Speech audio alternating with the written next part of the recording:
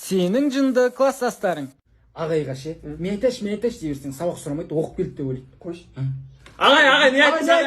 Асқар, тұр, айт сабақ. Бір қайтып алайын, ағай.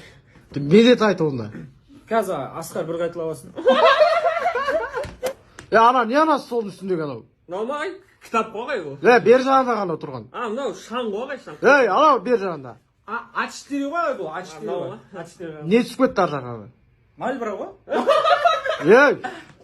Әкел темекі. Сырты ағай әшейін, сырты ғой. Жоқ. Ағай, біз сізге ақша қарызымыз ба? Жоқ. Пелес, ақша қарыз қыса бұрсасыз қой бізге. Соға ағай. Басқаларынан сөйтіп ұрыспайсыз? Екеуіңнің жаның ашығаннан кейін жақсы көргенін ұрсам да мен. Бір 1000 теңге бар ма қарызға? Айттым ғой ақша үшін.